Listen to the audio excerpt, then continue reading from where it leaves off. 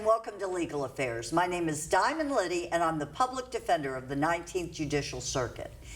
We are going to be talking about a very, very serious topic today, human trafficking. And we have a wonderful guest with us today, Roberta Katz, who is going to be, what is your exact title? Vice Chair of the coalition, the Human Trafficking Coalition for the Treasure Coast and Okeechobee. Okay. And we're going to learn about human trafficking. We're going to find out about this problem that has been ongoing for years. And so welcome. Thank you. Thank you for having me. Okay, let's start with you. You've been in the area and the circuit for many years. Tell us your background and all of that. Well, moved up here in 2005, and I've been in child welfare since about 2006, working for the Department of Children and Family, and then going to the guardian ad litem office, advocating for children that are abused, abandoned, neglected. And prior to that, I was in the domestic violence court in Miami, which is a story unto itself. But that's my background, where I really felt the need to help children, and it developed into an interest in survivors of human trafficking and what we needed to do to educate both children, foster children that are at risk, right, all children who are at risk, because all children are at risk, and adults. And adults, and adults. And I think it's the education piece for the public that they're unaware of that really drives what's going on. Well, let's back up, because this idea of human trafficking just now is at the forefront. Tell us, when did we become aware, if you will, that this was going on, that this was happening, that this was a problem, that this was a terrible thing? I mean, it hasn't been real recently, has it? The coalition was mandated by the legislature to be started in Florida. In every circuit, a coalition, a task force, both in some areas that are bigger than Circuit 19. And when it first began, what I would hear was, but we don't have any victims. And I would say, we don't have any identified victims. That's a big difference. So let's back up. When did it get promulgated by the legislature? It was about 2009, 2010 when the coalition was mandated, and we spent a lot of time in the beginning trying to figure out what we needed to do and what the services were that we needed to provide, and what resources we could lend to it. Lend to the area. When I say it, I mean the area of human trafficking, because we didn't have any identified victims, and there was a process of, you know, if you get a call to the DCF hotline and it's a human trafficking, it's coded as a human trafficking victim, who's going out? Who knows about human trafficking? And they had to go through a process. Of course, as we all know, that any of us who have been in the system know, this just didn't happen 10, 12 years ago. I mean, this has been going on. Correct. It got a name. It got the limelight. I call it a hot topic. Everyone wants to hear about it. Anytime it's on the news or an article in the paper, everyone is sending it to everyone. This is going on. This is going on. Well, it's been going on. It just got a new wardrobe. You know, slavery has been around forever. This is considered modern day slavery, but slavery's been forever. And when you hear the definitions, you think to yourself, I saw a movie back in the 80s or 90s, or I heard a story back then. So you're right, it's not new. It just got a new wardrobe and got to the front of the fight.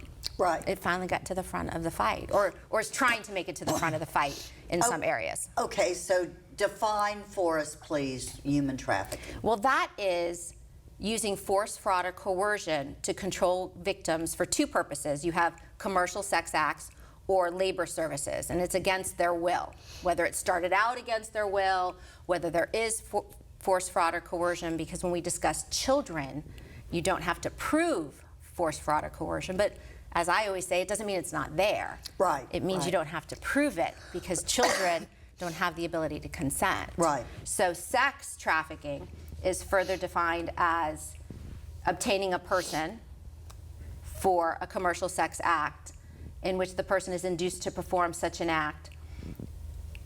They don't need to prove, as I said, force, fraud, or coercion when they're under 18. And it's a sex act in exchange for the promise of anything of value. So the promise, those Right. two words, means nothing actually has to be exchanged. It's that you promised the victim or somebody else on behalf of the victim something of value. And labor trafficking is very similar. It's through the use of force, fraud, or coercion for the purpose of subjection to involuntary servitude, peonage, debt bondage, or slavery. So that's your... And these are crimes. I mean, you could They go to are prison. You could. Yeah. You could. They're Yeah. not easy to prosecute. No. They no. take years. They take years, but there are crimes, there are punishments, there are cases across the United States.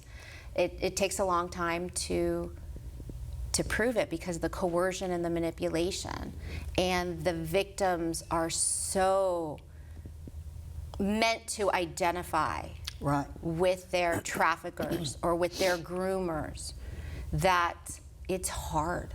And if you Yeah. speak to these victims and or survivors, and I don't want to use a gender because men or boys are just as likely as women and girls Right. to be victims. Right. It's heartbreaking to hear them talk about it as if it's normal or if it's just what they deserve or sometimes it's what they had to do, like survival wise. It's what they had to do. And then there's that internal struggle for them. How do you go and say you did anything wrong or they did anything wrong when you helped in your own trafficking? Yeah. Yeah.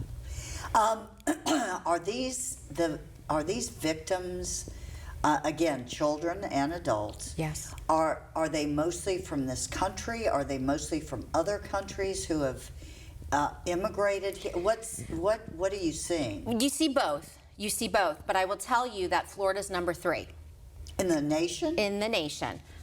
It's California, Texas, Florida, New York, and Ohio. Wow. And what those 5 states have in common are our ports.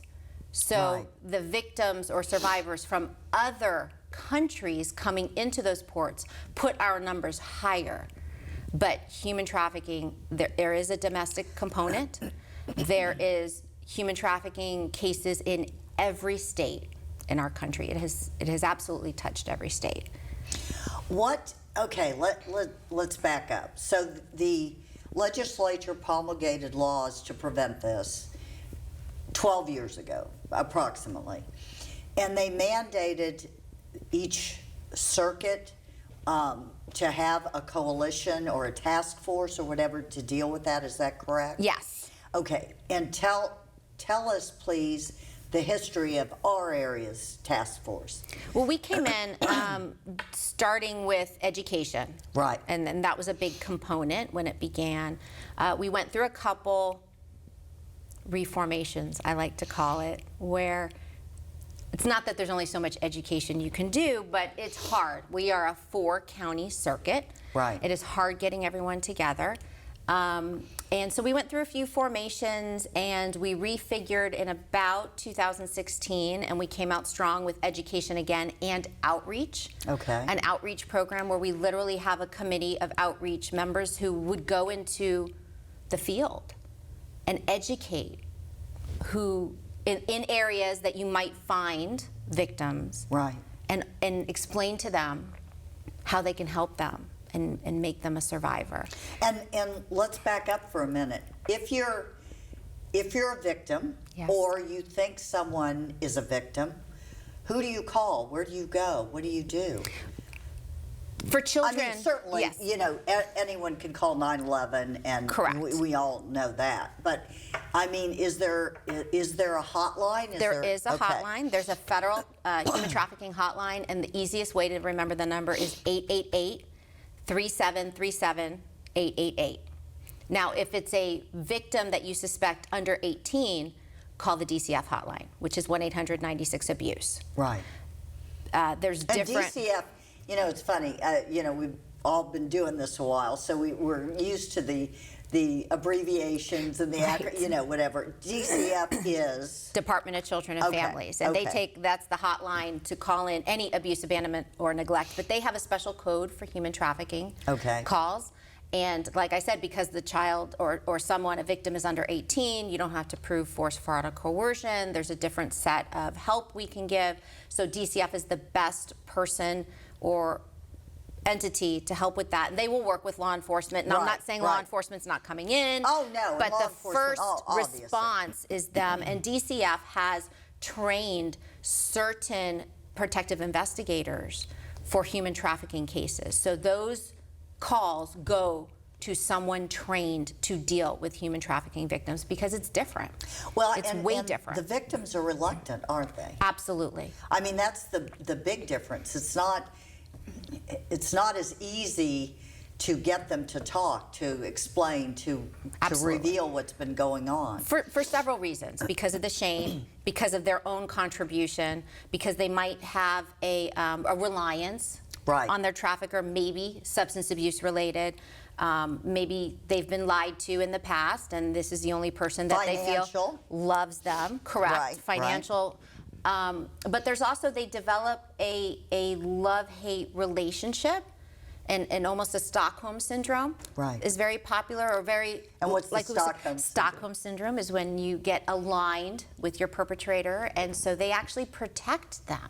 Right. You know, if law enforcement is trained heavily in what to do when they pull somebody over and something doesn't seem right, and they're looking in the car for who else is in the car, and do these parties match? Because we have plenty of stories where the victim is sitting right next to their trafficker, they're pulled over, and the victim won't say anything. You would think, and I would say, wait a minute, well, I'd be jumping out. I mean, and I talk about children because that's mostly what I deal with. They're at school. Yeah. They're being trafficked, and yet they're at school. And when we talk about Stockholm syndrome and how they're aligned with their perpetrator, what if I told you one of the most common human trafficking that I see is familial? It's where a parent or caregiver traffics their child for drugs, rent, food. That's their parent. Yeah. And they're not going to school the next day saying, I've been abused. I mean, they're not going to say they've been trafficked. Nobody knows that word. We don't use that word when we talk to victims because traffic is what I hit driving here today. Right? But they are aligned with their perpetrator for a lot of different reasons. You know, a child or adult who grew up being abused, whether physically, mentally, sexually, and seeks love, as we all do, and has low self-esteem because of their past and what they've gone through, and then finds this person that comes in and says, I love you, you're special. Yeah. And then, because it's not, you know, everyone thinks it's a violent crime, and that's not the most common. They think of the movies they've seen where somebody is kidnapped, and that's not the most common. It's probably not the most dangerous. You know, when I worked in the domestic violence court, to me the scarier cases were the subtle stalking cases, not the overt beat you up because you didn't make dinner correctly cases. Those are the cases, and they're harder to prove. Yeah. Because it's so psychological. Well, you know, you can't go into an airport anymore where you don't see signs. Yes. And the legislature has ordered that. Some of that is the legislature, or I've seen it in hotels, in the bathroom, and I'm not talking about a sticker, like a permanent sign, like on glass, etched in. If you see, and so, okay, so tell us what does someone look for if, you know, you have that little bird, you have that feeling, you have, you see a child, you see an adult, that, and something isn't right. If you want to look more closely, what do you look for? So there are some red flags. I mean, I hate to use the word obvious, but there are some obvious red flags, and you're looking for things that don't make sense. And I'm not saying you take one and think to yourself, I saw this one, I saw, you know, Diamond Liddy on the TV, and now I have to call in this one that I saw. But things we see are, you know, a cell phone that somebody else controls, a disparity in age when we have a teenager dating somebody a lot older. Right. And then you see things that you know that person doesn't have a job, and yet their nails are always done very elaborately, and their hair is always done, and they have like unexplained purchases. All of a sudden they have all these clothes and purses, high end, and you're thinking to yourself, you don't have a job. Right. Where's this money coming from? Gosh, now we're seeing that a lot just in general, and it's not trafficking. It's not. It's putting things together and then turning it over to somebody else because you saw something. The phrase is see something, say something. Right. You turn it over to somebody who has that experience and who knows the right questions to ask. When somebody doesn't have control of their own driver's license or papers, when they work, eat, or sleep in the same place. Yeah. Things like that. Are they allowed to leave? Do they have to ask somebody for permission to go to the bathroom? Like, those are the questions we ask. Right. Because you can't say, are you a victim of human trafficking and can I get you help? Yeah, right. It's putting together a few things. In the healthcare field, we train or we educate nurses in the ER what to look for. That person in the room that's not the patient that won't let the patient answer the questions. And I'm not talking about a patient who says, I'm in too much pain, can you answer the questions? I'm talking about the other person in the room literally not allowing the patient to answer the questions. Well, what would you do? Okay, you're a nurse, you see that situation, and it's a child, let's say. Right. So we have them separate the parties. So they somehow. call DCF? Well, first you separate the parties. Okay. That's what we tell them to do. Take them for a test. Something where you can separate them and ask them follow-up questions. Which are? Do you want to talk to me? Do you feel like you can tell me what's going on? I mean, you have to start slow if it's just that this person, especially if it looks like a young child and this is a parent. But if you have an older teenager or an adult there and the caregiver or the other person in the room won't let them talk, you can ask the questions. Do you feel safe? Can you talk to me? Are you allowed to leave your house? Do you have to ask permission to go to the bathroom? Do you work where you sleep? These are some of the questions they ask. Do you have your driver's license? Are you allowed to have your driver's license? And if the answers are, red flag, human trafficking, what happens next? Well, we tell them at an ER, you're calling 911 first, and you're getting your social worker down there because the hospitals have a social worker on staff. So you get the social worker down there and you call 911. The hotline, either hotline, the DCF hotline or the human trafficking hotline, the federal line I gave you, either one of those are secondary. Those are secondary. First is this person safe? Can we get them to a safe location? And can we see the questions? And, they might not disclose the first time. Right. But so important to try and develop that rapport so they know somebody would listen if they wanted to talk. How many human trafficking cases have you seen, that were prosecuted? And I don't have a number, but not many. It's not many. It takes years to make these cases. And it's I'm usually not through the asking FBI. You to point fingers Right. No, I didn't take it that way. Law enforcement, state attorneys, anything like that. But you're just saying it's just such a difficult process. It is, and it's usually multiple agencies working together. It usually involves the FBI because of it's not required. Usually, I would imagine, and tell me if I'm wrong, you're successful more if it's on a larger scale than you are on a smaller scale, correct? Correct. And those are usually the cases, they're actually, because so many people are involved, they're actually able to break a case. And you see the articles in the paper are usually, multiple states, across multiple states, and they were able to put the story together. Right. And that's why those cases involve the FBI. There's no requirement. That's human smuggling when they go across state lines. That's a different crime. But human trafficking usually involves that. And it's putting the dots together. And it usually takes multiple agencies to get it. And those are on a grander scale. Right. And that's what we usually see prosecuted. But it takes victims. It takes victims coming forward. And they're moved. If they're trafficked down in one of our southern counties, they're not housed in our southern county. Right. You have to remove them. You'll see those stories in the paper too, where the traffickers come back to look for them. to help them, to break them out. You know, and the victim might invite them. It's kind of, you know, back and forth a little bit, like kind of like a DV victim, like the batter's woman syndrome. You see the same PTSD where they go back and forth because that's maybe where they had their money. Right. We talked about finances. That's where they had support. They might not have liked what they had to do to get it, but that's where they had support. It's so psychological. Well, what services are provided for are there services provided for victims? You know, it's a lot of counseling, and it's not necessarily a specific counseling like a human trafficking. You know, a lot of the counselors have that experience and training for them so they know what they're dealing with. Right. But it's about self-esteem. It's about, you know, counseling women, children, men, everything, you know, the victim, that they don't deserve to be treated like this and why it's wrong and what they could have, you know, showing them the positive sides of breaking away.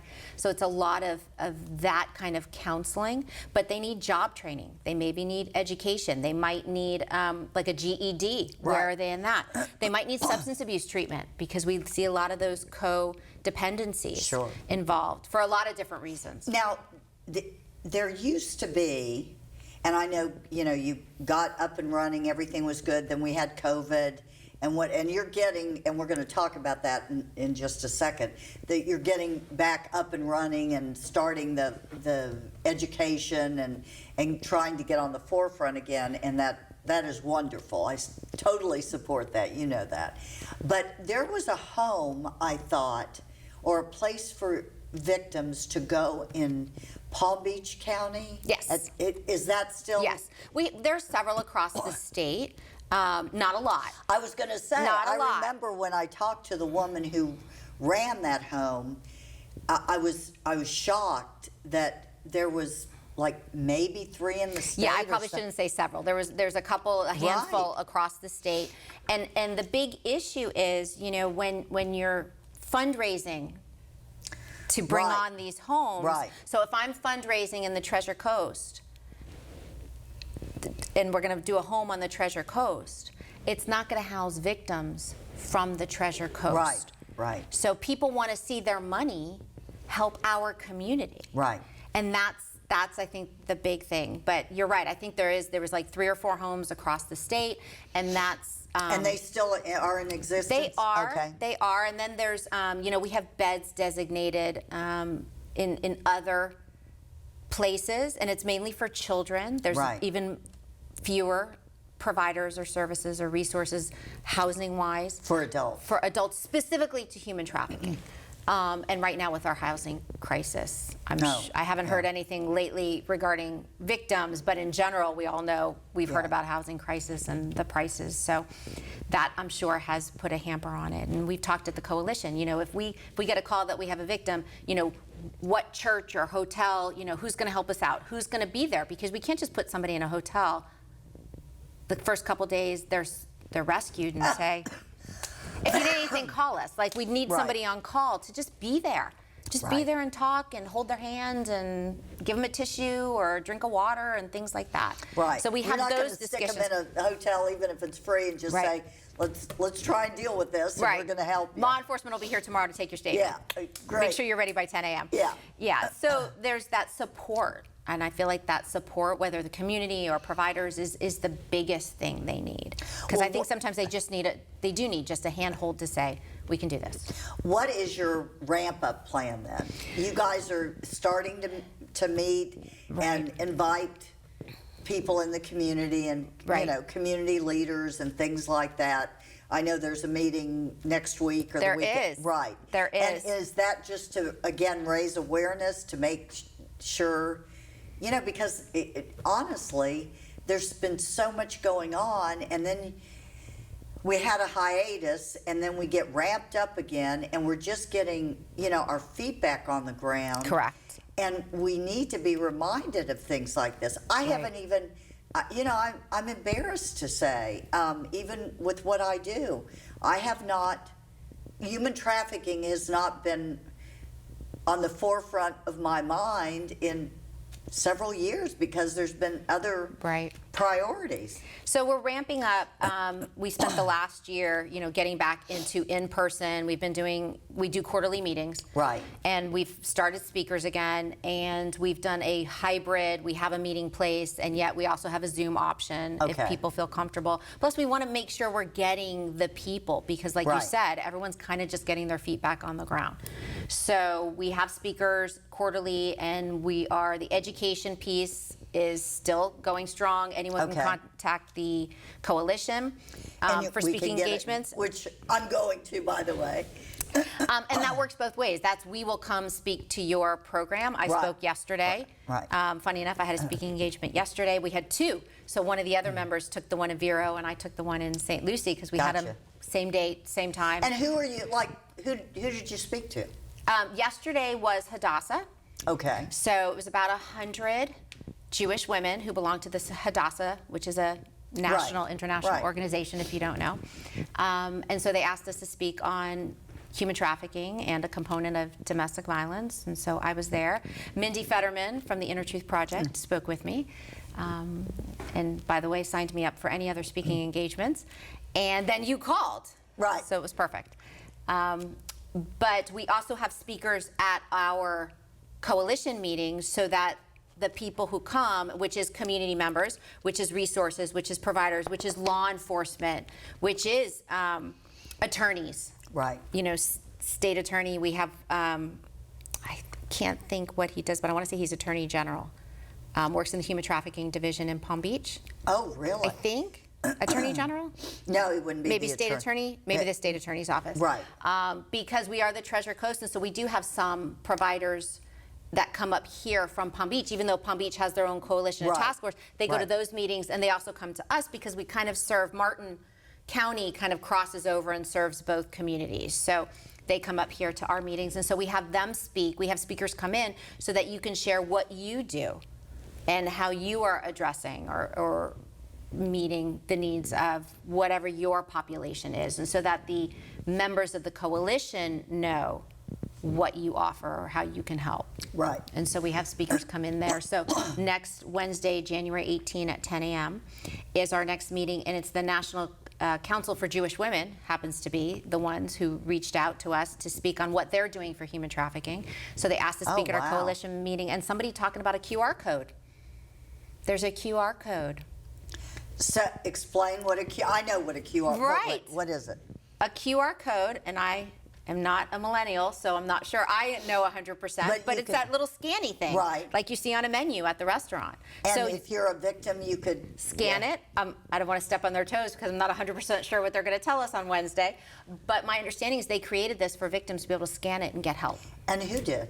I don't know Oh. because I don't recall who was coming, but it was related to the National Council of Jewish Women. So they have a division that I think was who was presenting on the QR code. Well, believe it or not, we are almost out of time. I want you in the last few seconds, give us the numbers again, please, if you need help or think someone's been human trafficked or whatever. What are they? Absolutely. So the federal human trafficking hotline is 888-3737-888. Okay. Really easy. DCF is 1-800-96-ABUSE. Perfect. Thank you. No problem.